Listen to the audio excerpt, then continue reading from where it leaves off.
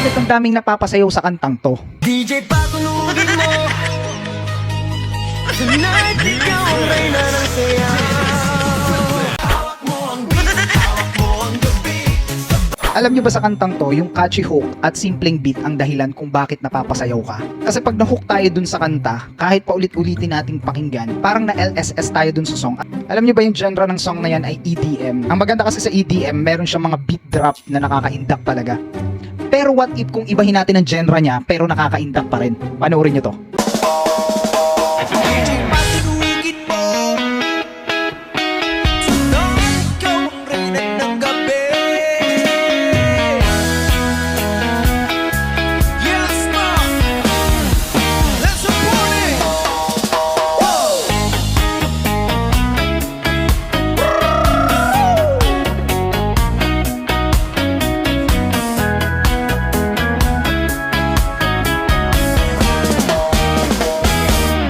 Pagpasok mo pa lang, gumalaw ang gabi. Sa ilalim ng ilaw, ikaw ang sinisigaw eh. Habang mo'y diretsyo, walang alinlangan. Sa bawat galaw mo, saktong dahilan. Ipas ng musika, hawak mo ang sandali. Sa tingin mo lang ako'y bumibigay din. Wala nang salitang kailangan pa. Sayaw mo pa lang, sagot na sa lahat. Hawak mo ang beat, hawak mo ang gabi. Sa bawat galaw mo, ako'y nabibig. Hawak mo ang beat, wag mong bitawan. Hanggang sa huling tugtog ng sayawan. Hawak mo ang beat. So napanood nyo na ganyan din yung ginawa kong vibe sa original song ko para sa mga tiktokeries dyan, nakaka-induct din tong vibe na to. Panoorin nyo din to. Ayaw call, bata pa ako ang call.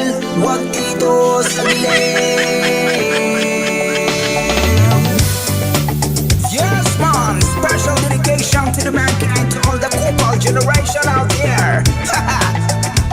Panibagong kalokohang kanta na naman. Rasta. Kaya pala palaging araw-araw ka nang tumatambay. Mukhang may abab ka na naman ngayong inaabangan. Si Angkol parang iba na naman ang kanyang mga galawan.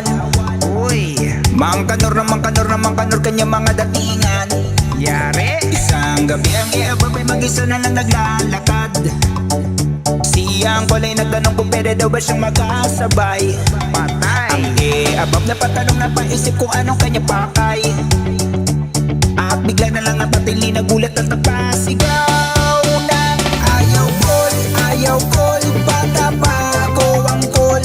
Huwag dito sa dilim. Ayaw call, please lang call, bata pa ako ang call. Huwag dito sa dilim. Ayaw call. Ikaw, anong mas type mong genre? Yung EDM o yung reggae? Ano ang mas nakaka-induct sa'yo? Gusto ko malaman, comment mo dyan sa baba kung anong mas gusto mong genre.